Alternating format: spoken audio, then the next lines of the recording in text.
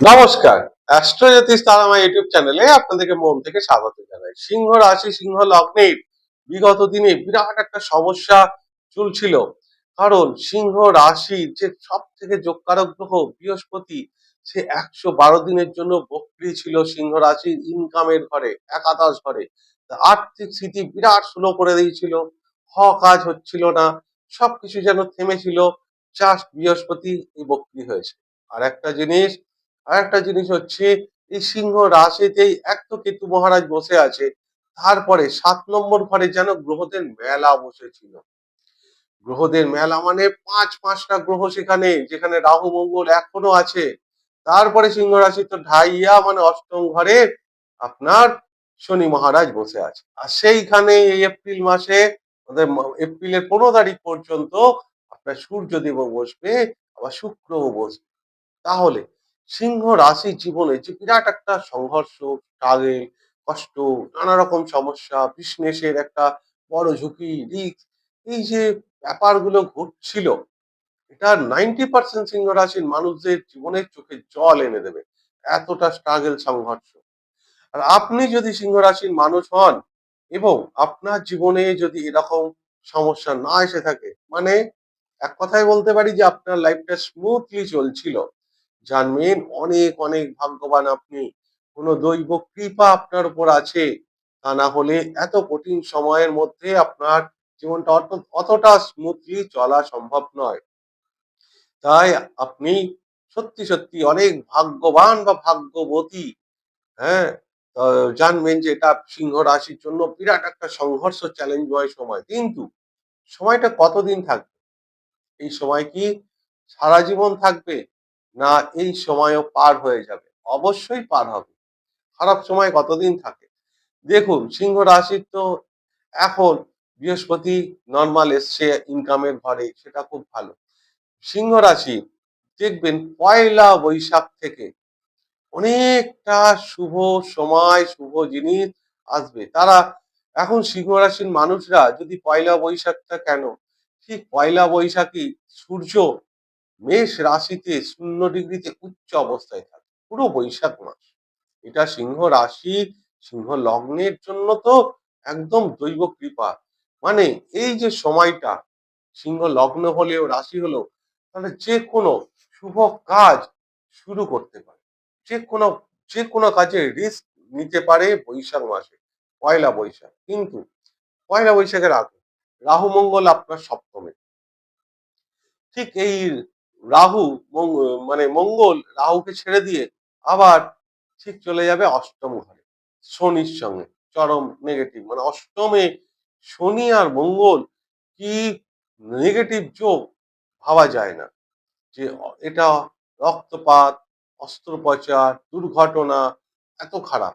তাহলে এত খারাপ যুগেও যদি আপনার জীবনে কিছু না হয়, জানবেন আপনার কার্মিক স্ট্রাকচার ভীষণ ভালো। আপনার দৈব শক্তি, দেবগুরু বৃহস্পতি জন্মছকে ভীষণ ভালো আছে আপনার। এবং আপনি যে খুব সহজ সাধারণ, মানে খুব ভালো মনের মানুষ, সেই জন্য যে ঈশ্বরের একটা বড় কৃপা আপনার আছে। এই যে শনি আর মঙ্গল যোগে অষ্টমে, এখানে কিছু মানুষের বিরাট ভালো হবে, আবার কিছু মানুষের বিরাট নেগেটিভও হবে। কিছু মানুষের ভালোগুলো বলে নিই আগে। দেখুন, ভালো কাদের হবে? খুব ভালো যারা ডাক্তার, সার্জেন, তাদের জন্য ভীষণ ভালো। এমন অস্ত্রোপচার করে গেল যে দৃষ্টান্তমূলক, কিছু ডাক্তারের জন্য হবে।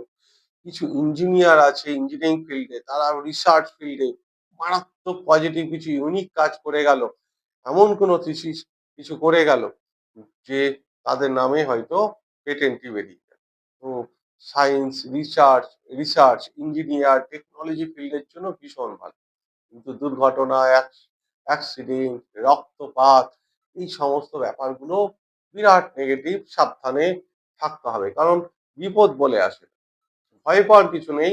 কিন্তু যতটা সাবধানে থাকা যায়, 50% অনেকটা ভালো হয়েছে। তার কারণ দেবগুরু বৃহস্পতি আপনার ইনকামের ঘরে এসে সে মার্গী হয়েছে। ১১২ দিন বক্রী ছিল।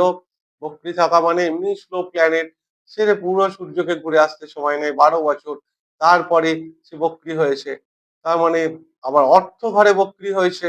তো সেখানে বিভিন্ন রকম যে যারা ব্যবসা করে, টাকার লেনদেন সেটা স্লো করে দিয়েছে, আটকে গেছে।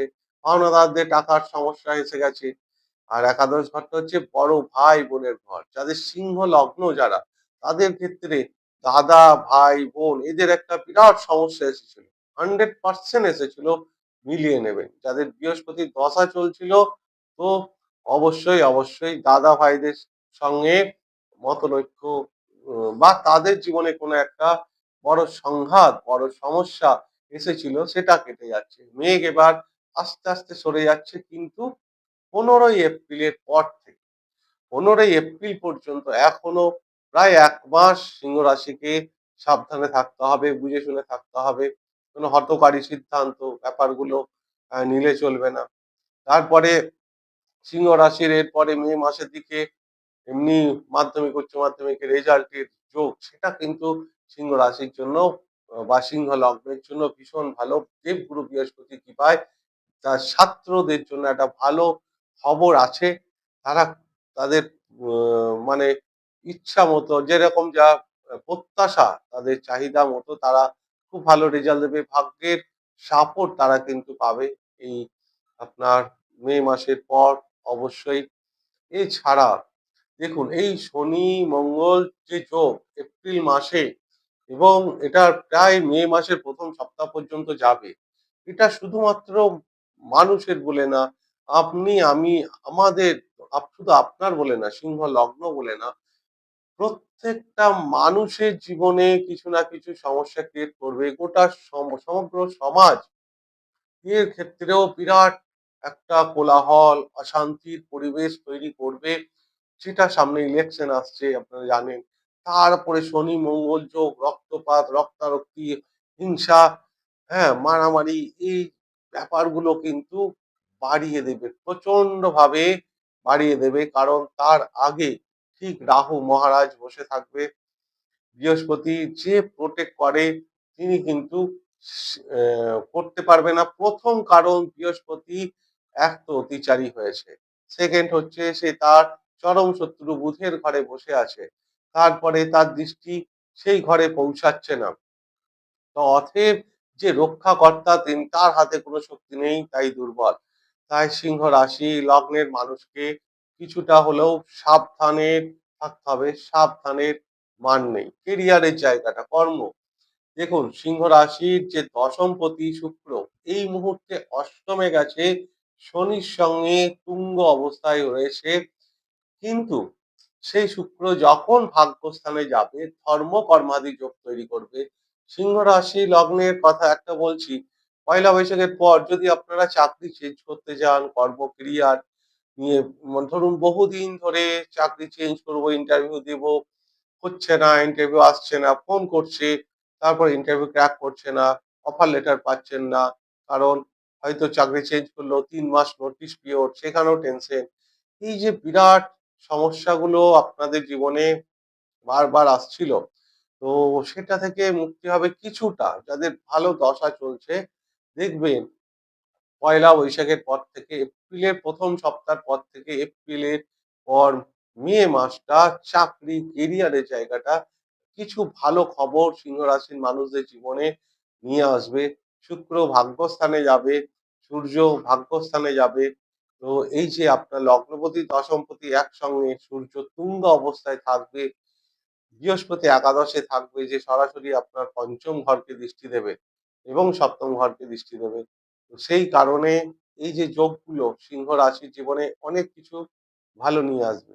বিগত কয়েক সপ্তাহ বলাটা ভুল, কয়েক মাস, 2-3 মাস ধরে, 112 দিন, প্রায় 3-4 মাস ধরে সিংহ রাশির জীবনে অনেক সংঘর্ষ, স্ট্রাগল, কষ্ট, দুঃখ, এগুলো তো এসেই গেছে। কারণ বললাম যে আপনার 7 নম্বর ঘরে যেন গ্রহদের মেলা বসেছিল।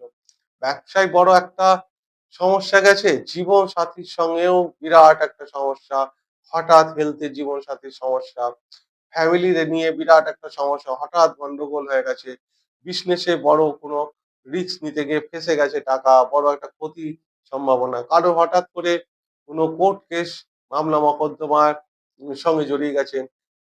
আপনার কোনো সমস্যা নেই, কাউকে ধরুন উপকার করতে গেছেন, সেই উপকারের বিনিময়ে আপনি হয়তো ফেঁসে গেছেন, এরকম সমস্যাগুলো এসেছে।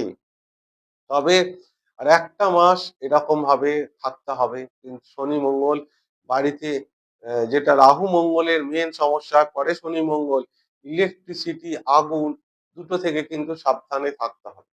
বাড়িতে যদি শর্ট সার্কিট, ইলেকট্রিকের কোনো সমস্যা হয়, সঙ্গে সঙ্গে মেকানিক্যালকে ডেকে, হ্যাঁ, মিস্ত্রিকে ডেকে আপনি ঠিক করবেন। নিজে থেকে কিছু ঠিক করতে যাবেন না। আগুন থেকে সাবধান, তা না হলে কিন্তু বড় ধরনের বিপদ হওয়ার সম্ভাবনা। কারণ দেখুন, বিপদ তো বলে আসে না। তাই যতটা সাবধানে থাকা যায় ততটাই সাবধানে থাকতে হবে। কারণ বুধ গ্রহ আপনার সপ্তমে আছে, দ্বিতীয় পতি। সেও রাহু মঙ্গলের প্রভাবে আছে। তো মুখের ভাষাও, মানে এমন কিছু কটু কটু কথা আপনার মুখ দিয়ে বেরিয়ে গেল, সেটা কেউ হার্ট হলো। বেরোনোটাই স্বাভাবিক। কারণ বিগত দিনগুলোয় যেভাবে আপনার জীবনে কষ্ট দুঃখ এসছে, তাতে ছোট ছোট কথায় রাগ, খিটখিটে মেজাজ, মেজাজ হারিয়ে ফেলা, অকারণে একটা চিন্তা, মেন্টাল প্রেশার, ডিপ্রেস, এনজাইটি, এই যে ব্যাপারগুলো সিংহ রাশি লগ্নের, এগুলো তো ছিল মধ্যেখানে। তো এখান থেকে অবশ্যই যত তাড়াতাড়ি মুক্তি পাবেন, বৃহস্পতি মার্গী হয়েছে, খুব তাড়াতাড়ি আপনাদের সময়টা কেটে যাবে। তবে পয়লা বৈশাখের পর থেকে অনেক ভালো সময় আসবে, এটা দেখবেন মিলিয়ে নেবে। যাই হোক, এই গেল আপনার সম্পূর্ণ ভিডিওটা। যদি ভিডিওটা ভালো লাগে তাহলে অনুগ্রহ করে চ্যানেলটিকে সাবস্ক্রাইব করতে ভুলবেন না। ঈশ্বরের আশীর্বাদে সকলেই ভালো থাকুন, সুস্থ থাকুন। নমস্কার।